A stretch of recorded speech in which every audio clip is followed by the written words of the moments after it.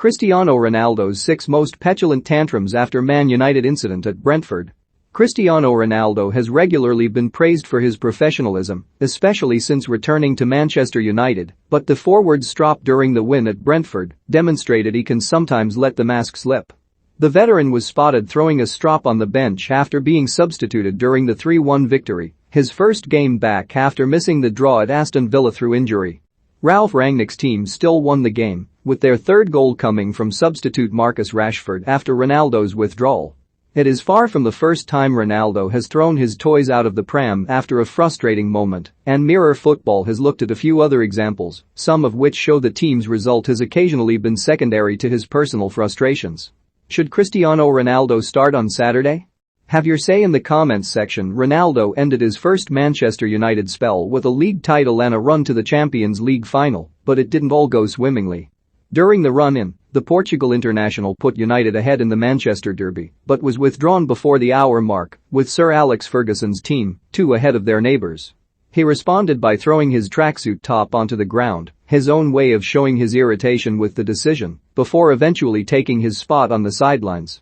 When you look at what is happening at United going for the title and in the Champions League final, everything is great, former United striker Dwight Yorke said of the incident.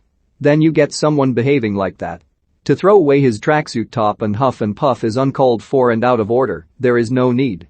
Ronaldo had scored the winning penalty for Zinedine Zidane's Real Madrid in the 2016 Champions League final, but was not delighted with his manager just 4 months later. He had scored in his first 2 appearances of the season, but back-to-back games without a goal wasn't something he was used to after scoring 51 goals in 48 games the season before. Zidane decided to take off an under-par Ronaldo away to Las Palmas, with Madrid leading the game, but their star man not having his best game, prompting an angry response from the forward with claims he had sworn at the Frenchman.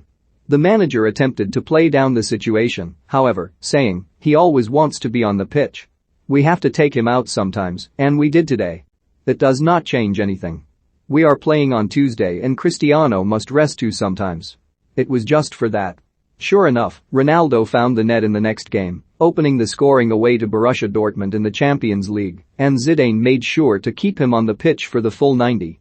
It appeared Zidane had changed his tune during the 2017-18 season, going a full 8 months without subbing Ronaldo off.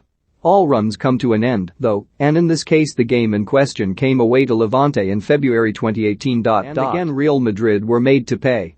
Ronaldo made way shortly after Isco had put Zidane's men ahead, storming off along the touchline as the cameras followed him. "Don't film me, focus on the game," he said as photographers turned their attention to matters away from the pitch. Once again, the team failed to close out the game, conceding a late equalizer to Gianpaolo Pazzini, and Ronaldo's response was to score a hat-trick in the very next game. Withdrawing Ronaldo with a lead to protect is one thing, but it is quite another to take him off when chasing a game. Maurizio Sarri has often been prepared to stand up to big names, though, and Ronaldo was hooked in a Champions League group game in Moscow, with Juventus level and their record signing sitting on 1 goal from 4 European games. Ronaldo looked visibly unhappy to leave the field for Paulo Dybala, but Sarri will feel he got some vindication when one of his other subs, Douglas Costa, scored a last-gasp winner. Cristiano Ronaldo was angry because he's not okay, Sarri said after the game. He's had a niggle in his knee for the past few days, which is overloading his thigh, which tires out too much. At the break he was already worried about it. Then, when I saw him make a movement I didn't like when he was accelerating, I took him off because I was scared that he might do himself real harm. While Ronaldo has responded to other frustrations by pulling out a big performance in the very next game, that was not the case in November 2019. Not only did Ronaldo draw another blank against Milan just days after the win in Moscow, but he was taken off with less than an hour on the clock.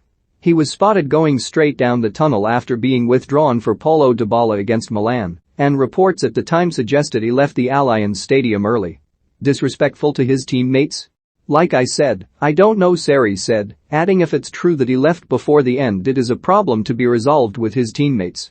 This time, though, it was Ronaldo's turn to defuse the situation, with the forward saying, "No one likes to be replaced, but I understand it, because I wasn't well in those 2 games. I wasn't 100%.